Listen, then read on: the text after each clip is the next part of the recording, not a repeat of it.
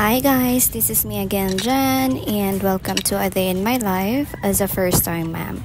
So, Tuesday na ngayon, and as usual, mo niya akong permanente nga daily routine. So, naka-duty na akong partner diha since 9 a.m. ang iyahang duty time. Tapos, ang anak is nag-behave man siya sa yung stroller. So, ako na lang pong gigrab ang opportunity nga makapanghugas ko and makapanglimpyo ko ginagmay dere sa balay.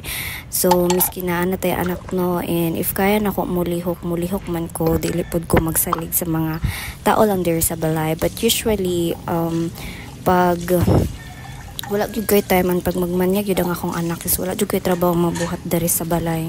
Nag-advertise ako kadjut kay while nag-voice over ko nagpatutoy mo ko sa akong anak kay bago na ko siya giliguan and para makatulog na sad siya tapos ako na sa dayon na ang maligo sunod. So to nagbehave man ang akong anak ng hugas na lang pod ko og dali-dali diha nang limpyo sa lamisa. And then, after na ko diri sa kusina o pang limpyo man sa tanan hugason, is mobalhin na sa dayon ko sa kwarto. Syempre, naaman sa stroller akong anak. Every morning, gid na siya. Mumata siya og 6 a.m., 6:30 a.m. Tultulo na niya nga oras. And then, magpadede ko sa iya. If makatulog siya, butang na ako siya sa stroller. Then, asikasunan po na ako ang pangbaon sa ako ang partner.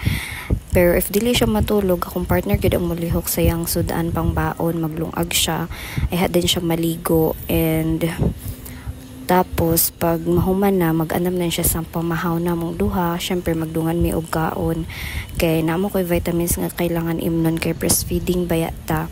So mo na ako lang gilimpyuhan ang among kwarto. Ako naging gigrab ang opportunity kay sa lagma ra kay na akong anak magpundog dugay sa yung stroller niya magdula-dula. So at least na ako mga trabaho nga nahuman dili kay pag-abot pa sa akong partner iha malimpyutanan. And diri mo gud sa quarters diri gid mi permanente or usually gatambay ni baby after sa sala kay malamang dari man mo kwarto. But anyway, akong gipilo ang among gikatulgan no kay syempre pagbangon na mo wala na may time mamilo pa anak kay unahon magyud na mo ang bata. So ay haragid na siya malimpyo ug mapilo dara pag magbehave ang akong anak pag dili siya magmanya and manilhig daling ko everyday no ko gapanilhig dara. Kung sa una buros pa ko tapulan ki ko manglimpyo karon kay everyday na ko manglimpyo no.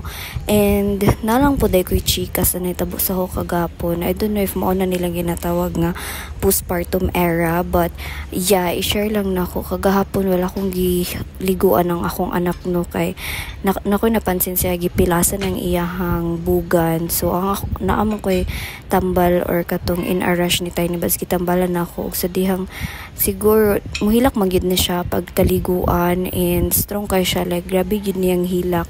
Tapos I don't know but naluoy ko sa kong anak and I feel like ako ang nakapasakit sa iya kahilakon kay ko. So pero wala ko naghilak. Anong pagkagabi pag out sa kong partner almost 7 p.m. na siya nakaabot diri sa balay kay ako man siyang gisugog papit sa kaysano para magpalit og diaper. Dagan pam diaper si Jade pero mas bet na ko nga naa mistakdaan kay in kasog mahurot at least na ana ba na ay makuot. So pag out niya kagabi pag uli niya sa balay habit na niya nga before siya mukis sa amo ani Jade is mag-half-bath gid siya, but kagabi is wala siya ka-half-bath diretso. Gi-ask ko niya if how am I? So nag-breakdown ko guys, like naghilaka jud ko and nangutan na siya na ba siya sala unsa problema naunsa ko. So mo to gi-share na ko sa iyang panghitabo and blessed kay ko kay na ako'y partner nga dili invalidate nga ako ang feelings, like instead of i-invalidate niya encourage pa ko niya. So iya kong gipakalma guys for 5 minutes ay siya nanghimasa og padayon and more to siya ang chika. Thank you Lord guys. So sa mga bago nang anak dara no, sa mga anak pa lang, please kung ano gid ninyo ang partner nga paminawon gid mo kay postpartum is not a joke gyud and lisod gyud siya. Like ako no never na ko na-imagine nga makafeel ko og ingato all of a sudden makafeel ko og sadness nga gipray manin ako. So mugid siya, unexpected gid siya. But anyway, diri lang sa taman kaya nga akong anak is nagmoryot na nagilis lang sa day kog t-shirt before na ko siya gikugos kay abog. So more to bye.